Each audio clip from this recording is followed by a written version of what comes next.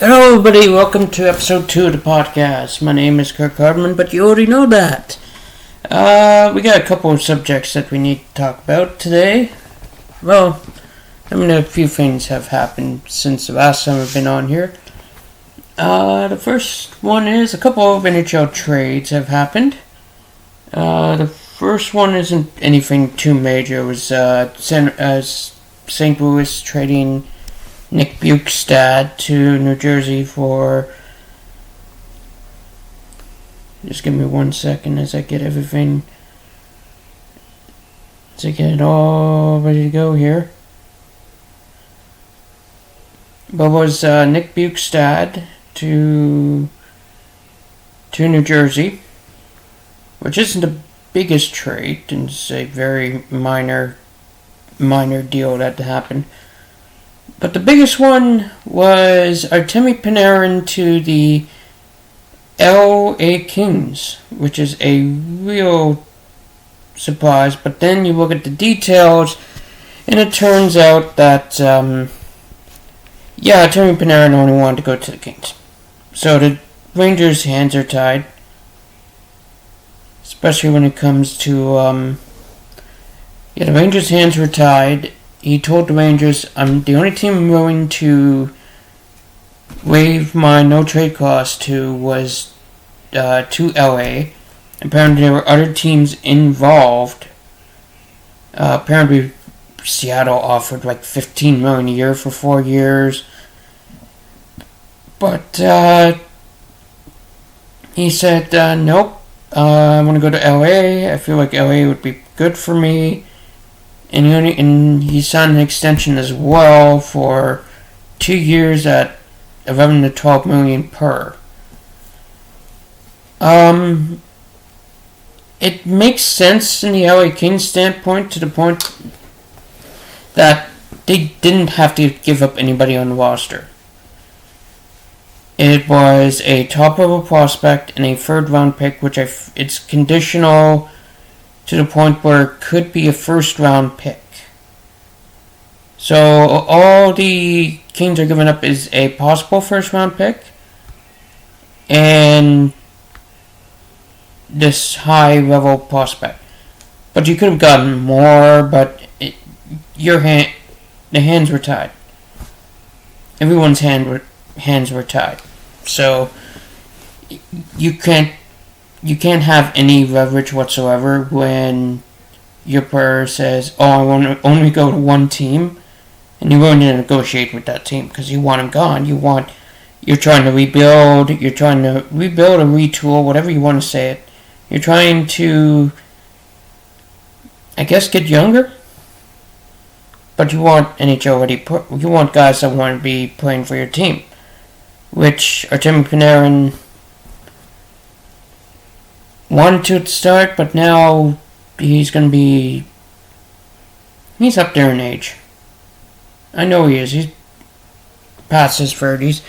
It's not like he's still not a good player. I mean, he's done well for the Rangers, but the Rangers just haven't been... The Rangers are kind of in the same boat as the Toronto Maple Leafs, but the Rangers know that they should be doing stuff, and they have done stuff. But the Leafs just haven't done anything in over 200 days. They haven't even made a trade in over 200 days. I think Patrick Levine has to make moves. Because if you look at the rest of the NHL, everybody's making moves. Now, it's not like you can't stop talking to teams, trying to figure out, okay, I can make a deal after the Olympic break. The thing is that the Olympic break and the trade deadline they're not too far apart. So you're gonna have to make a trade very quickly. Of course, you have time to talk with the teams, you have time to talk with the players' agents. And it seemed like to me that Brad only wants to make a deal if the deal is right, but that's how you have to be. But you have to at some point, you have to look at the team and say, we need to make deals. And that's what the Rangers did. We need to make deals. We need to get a return. Now, a lot of people are like, God, this return's awful. It doesn't help when the player pretty much handcuffs you to only one team. So you can't necessarily get the biggest return. You have to get a return, and that's what the Rangers got, is a return for Temi Panarin. The LA Kings, this makes sense. One, of course, you don't give up a player on your roster.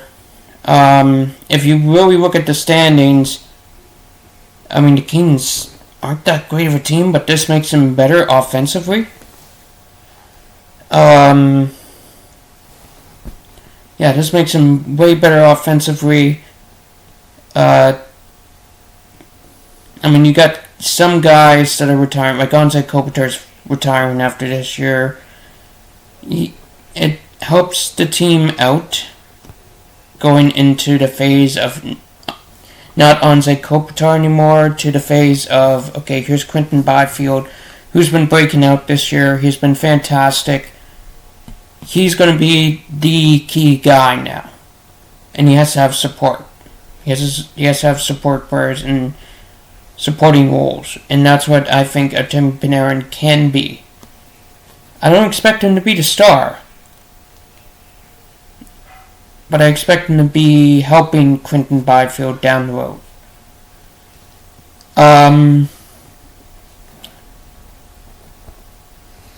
What was another one? Oh, this might be a short one today. It might be, but information still coming in from all other sources. Gavin McKenna, the projected first overall pick, has been charged with 4 charges, including a couple of assault charges. After a incident at a bar where he and his family were there, this guy kept egging them on. It got to the point where Gavin McKenna knocked him out. Broke his jaw in 3 places, a concussion, 3 missing teeth, and his jaw is now wired shut for 2 weeks. So there isn't much he can do now, right? He can't eat, he has to drink.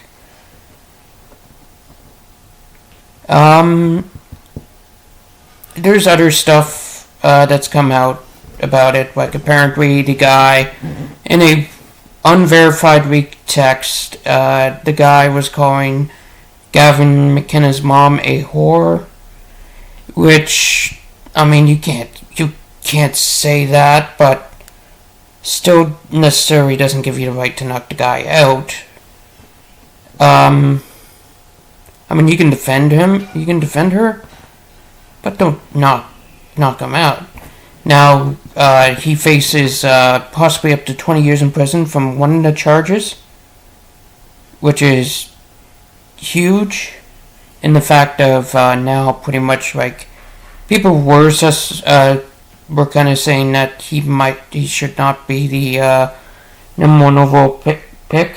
Now people are going to say he's not going to be number 1 overall. That number 1 overall pick is gone. He's not going to be there no more. It's going to be it's going to be a kid out of Sweden.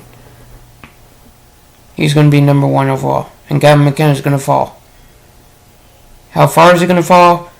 Well, before this, they were saying some teams are expecting him to fall to number 4. Now with this, it seems like a lot of teams are going to look at him and say, should we look at a kid that obviously made a mistake?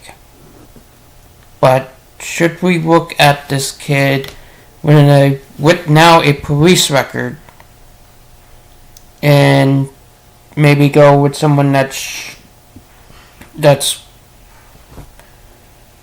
ready to go? Well, not ready to go, but is ready to be able to play hockey.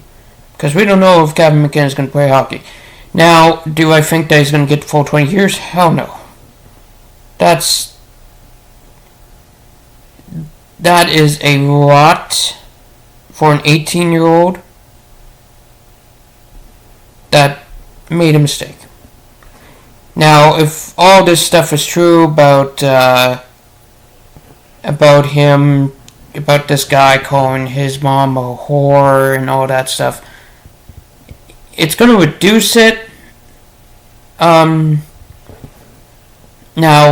could he go to jail? Yes, but could he not go to jail? We're not sure, because the United States right now is in so much turmoil when it comes to the justice system that we don't honestly know what's going to happen.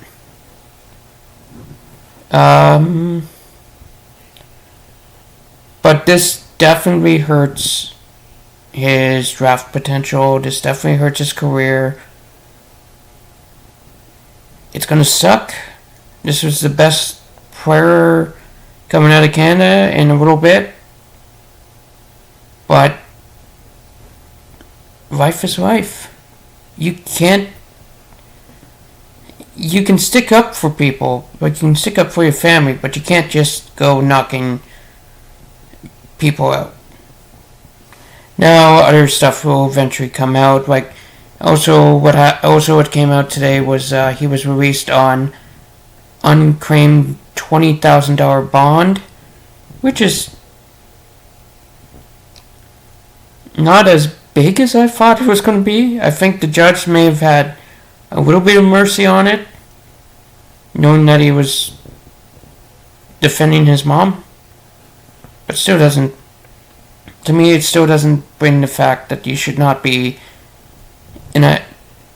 yeah, you can fight, but in a bar, and it always seems to happen in a bar or a nightclub. Now, we don't know if alcohol was involved. I don't think so. He's 18 years old, 19 years old in America. I don't think alcohol would be involved. Well, maybe for the guy that got knocked out. He was probably drunk as hell. Let's see, what other top... Raptors made a few trades yesterday, acquiring Chris Paul on a 3-team deal.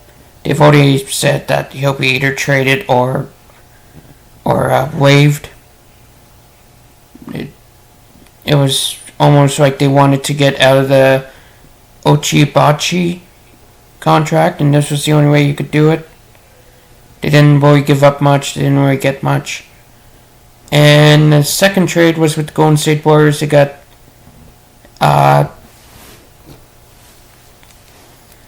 what's his name? Tyrese. Sorry, yes, I know I'm on my phone, but it just makes it easier at this time. Trying to figure out who the hell that guy is.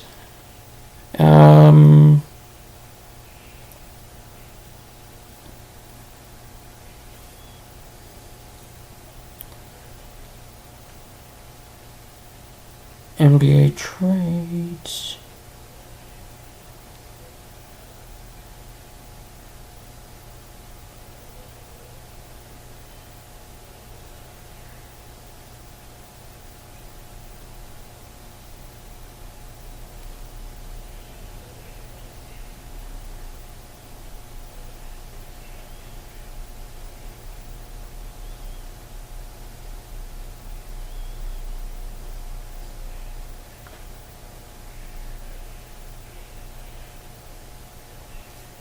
Oh, Tyrese Jackson Davis, who is a forward/center. Raptors acquired him from the Golden State Warriors for a 2026 second-round pick via the Lakers. It sounds like to me the Raptors want to just keep with the roster that they have, which, okay, this is different. Just came in. Nets are waiving Cam Thomas. Well, okay, sharpshooting player, 3-and-D kind of guy.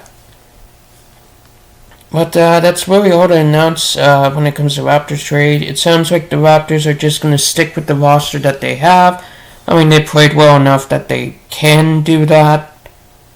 They're a young team. Brandon Ingram's made a huge impact on the year, and it's been fantastic. I guess a lot of people are now liking the trade that they made for Brandon Ingram. There were people that didn't like it, but he's been huge for us.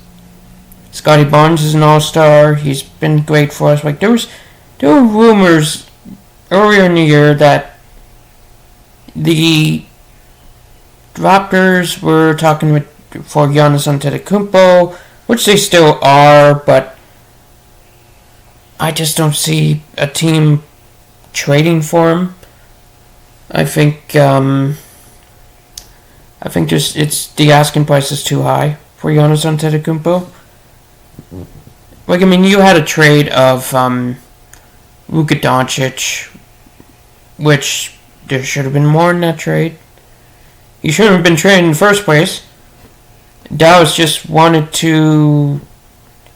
Seems like to me there were rumors that they wanted to add a casino to the arena, which didn't happen because it was denied.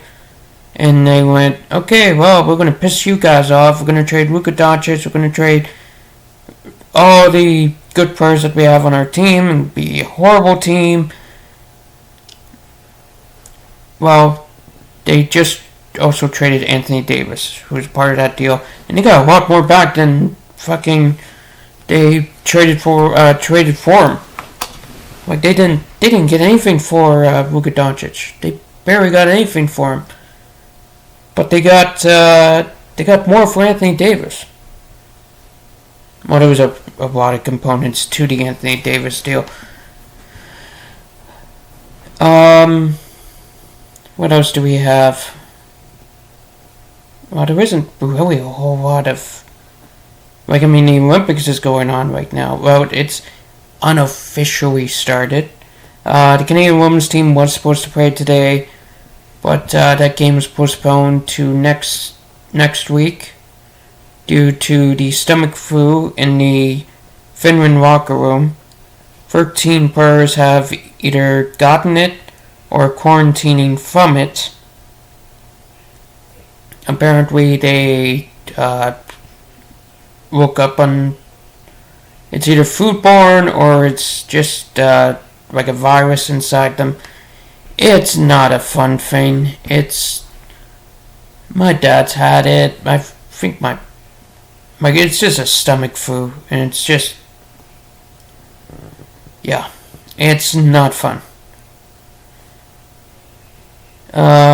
Watched doubles curling today. There wasn't too much on. There's not much on TV right now. I mean, it's kind of a barren desert. Yeah. Told you it's probably going to be a shorter episode today. I'm just going to wait till about the 20-minute mark. Comment down below, people. Subscribe as well. Turn on the notifications so you can get uploads. Probably going to put in the description my Instagram, my Facebook.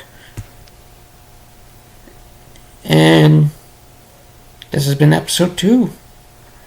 This ain't going to be like 30-minute episodes every time, but they're just going to be short enough. They're going to be episodes. It's just me. Once I get guests, there'll be longer episodes. There'll be longer episodes because I like to talk with people. I like to be social. So, Instagram, Facebook, you'll find me down in the description. You'll find it down in the description. Like, comment, subscribe, turn on the ring notification, and we'll see you for episode 3.